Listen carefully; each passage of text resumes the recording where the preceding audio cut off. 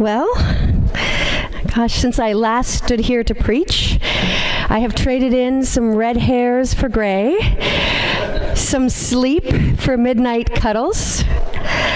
When I last stood in this pulpit, the sun was setting at about 9 p.m.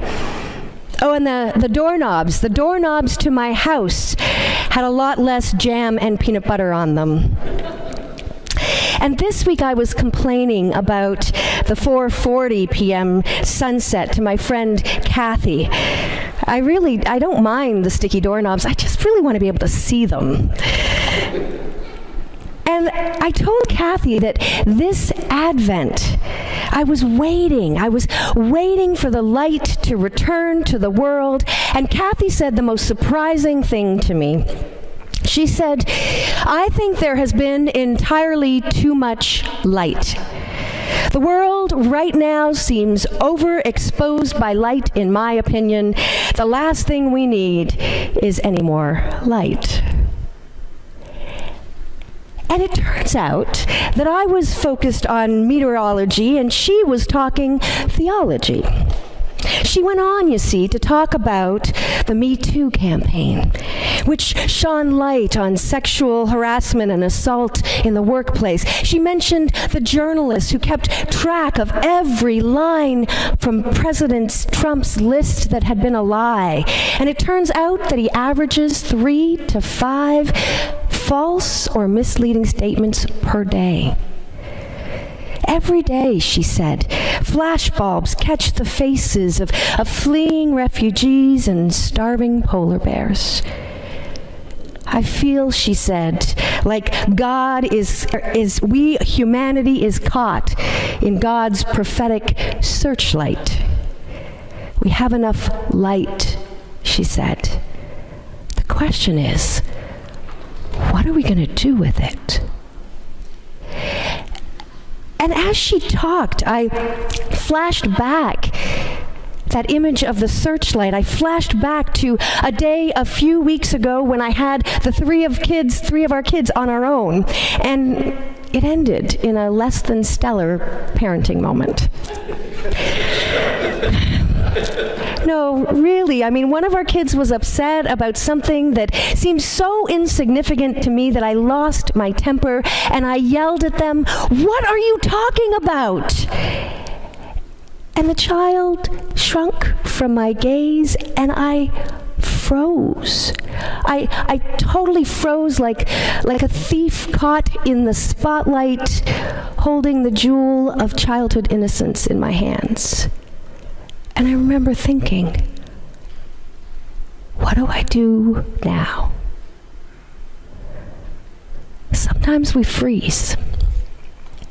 And many years ago, when I was doing pulpit supply at a church, a woman came into my office and she announced to me, "I'm having an affair." And there was a look of grief stricken across her face for just a moment, and then she immediately said, "But everything I tell you is in confidence, right? Because you're the minister?"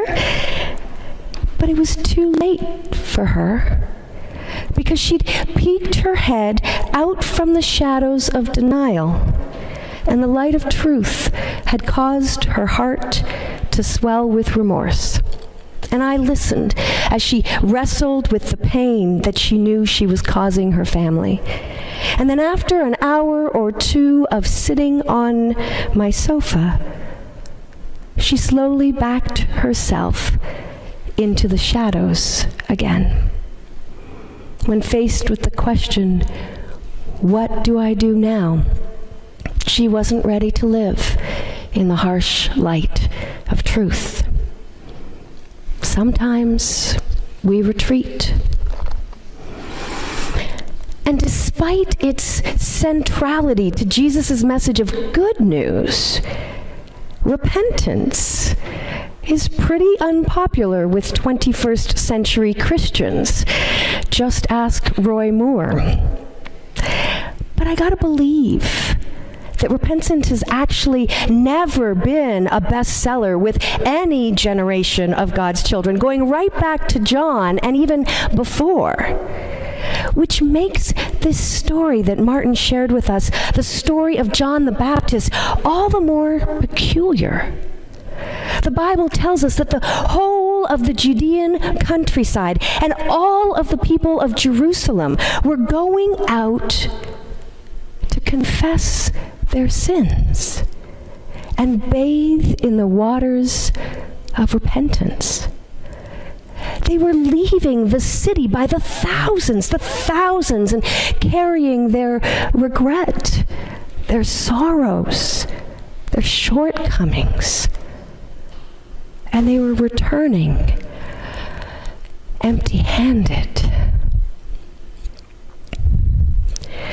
Rodrigo Mendoza, a slave trader from the 1986 film The Mission, has this conversion experience partway through the movie, and he decides to atone for the horrors he's perpetrated by gathering all his armor, his weapons, his tools into a bundle that weighs almost as much as he does and dragging it behind him on his walk through the jungle to find the mission. He can barely move. He can't keep up. And when he arrives at the mission, a native man takes pity on him and cuts the ropes that bind Rodrigo to his past. And as the bundle tumbles into and is washed away by the raging river, Rodrigo becomes free to move on and do God's work. No wonder King Herod had John beheaded. Thousands and thousands of people free from their guilt, ready to do the work of good. It is indeed a great threat to an empire that would rather we stay in hiding. But truth be told, we suck at hiding. Have you ever seen a 3-year-old play hide and seek? I mean, my favorite version of this game begins with the call from my son Jacob from his bed. There he is, this tiny human under a green blankie with a tuft of hair peeking out the top and wriggly toes out the bottom. "No, Jacob, here," comes the giggle. And the first 100 or so times, it is adorable. But after a while, there is a strong urge to move the game along. "But I see you, Jacob." "No, you don't." "That's your hair." "No, it isn't." "Well, those are your toes." "No, they're not." "That's your voice coming from the blanket." And my friend Kathy says that there is too much light these days for us to be any good at hiding, even if we wanted to. 2,000 years ago, Jesus said, "For nothing is hidden that will not be disclosed, nor is there any secret that will not become known and come to the light." Which makes me think that since the beginning of time, we've only ever fooled ourselves into thinking that shadow living was possible. If we've never been any good at hiding our shortcomings from God, and since freedom is what's on offer when we trade in our burdens, I'm wondering if it's time for us to pick up and follow John into the river, where we can finally let go of all our worries, anger, regret, pain, where we can rest in the love of God for a time. And when we are ready, we can walk home, free to do good, for those we love. Amen.